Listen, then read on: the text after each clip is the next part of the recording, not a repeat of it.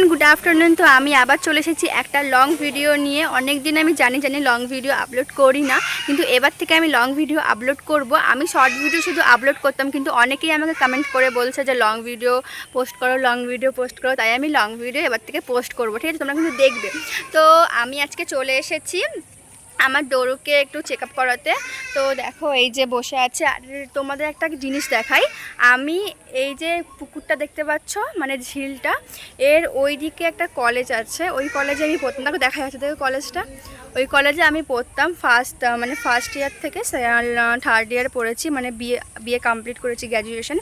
তো আমি যা যা করবো আজকে তোমাদেরকে আমি দেখাবো, শেয়ার করব, ঠিক আছে? তোমরা দেখতে থাকো। আর খুবই গরম, ওই জন্য আমার মুখের অবস্থাটা এরকম। তো চলো এখন যাওয়া যাক। আমাদের হয়ে গেছে এখন, এবার আমি বাড়ির দিকে যাচ্ছি। তো গাইস, আমি বাড়িতে চলে এসেছি। তোমরা জাস্ট দেখো আমি কতটা ঘেমে গেছি। তো এবার আমি ফ্রেশ হব, ফ্রেশ হয়ে খাবো। তো চলো। প্রথমেই বলে রাখি, আমি ভয়েস ওভারটা দিচ্ছি, কিন্তু এখানে খুবই জোরে বৃষ্টি পড়ছে আমাদের এখানে। আর তোমাদের কাদের কাদের ওখানে বৃষ্টি পড়ছে অবশ্যই জানাবে। তো যাই হোক, তো ফ্রেশ হওয়ার পরে বাবা এনেছিল কচুরি খাওয়ার পরে বাবা আবার মাংসও এনেছিল, বললো একটু মাংসটা কর। আর বাবার আজকে ছুটির দিন, তো বলেছে তো করতে তো হবে, ওই জন্য আমি মাংসটা করছিলাম। আর মাংসের মশলাপাতি সবই দিয়ে দিয়েছি। তোমাদেরকে আর নতুন করে বলার কিছুই নেই, আমি নর্মালভাবেই করছি একদম। পেঁয়াজ, আদা, রসুন, হলুদ, গুঁড়ো লঙ্কা সব কিছু দিয়ে ভালো করে ভাজছিলাম। আর আগের থেকে মাংসতে তেল, নুন, ঝাল যা ছিল সব ম্যারিনেট করে রেখে দিয়েছি।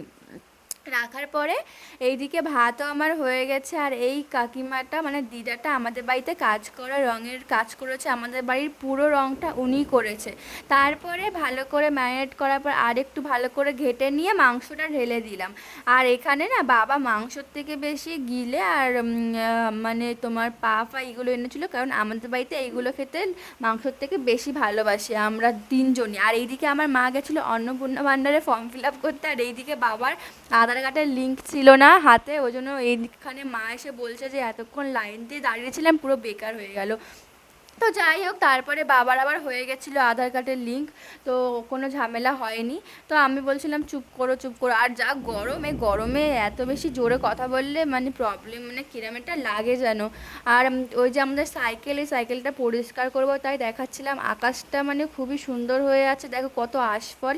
আমার আশফল খেতে খুবই ভালো লাগে। তো তারপরে এই যে দেখেছিলে যে আমি হচ্ছে গিয়ে দুপুরবেলা রান্না করেছিলাম মাংসের তরকারি, তারপর থেকে আমি আর কোনো ব্লগ করতে পারিনি, কারণ কি আমার অতিরিক্ত শরীরটা খারাপ লাগছিলো, তাই আমি ভাত খেয়ে শুয়ে পড়েছিলাম।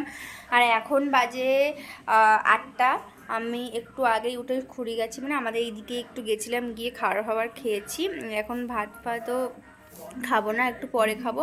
তো আমি এই যে এখন শুয়ে আছি, এসে জামাটাও এখনও চেঞ্জ করিনি, মুখ ফুকও ধুইনি, এসেই আমি শুয়ে পড়েছি। তো চলো, এটাই বলার জন্য। আর আমার ব্লগটা কীরকম লেগেছে, আমি তো কমপ্লিট করতে পারিনি, তাও অবশ্যই তোমরা বলো, আমি চেষ্টা করবো আস্তে আস্তে ভালো করে ব্লগ করার। তো টাটা।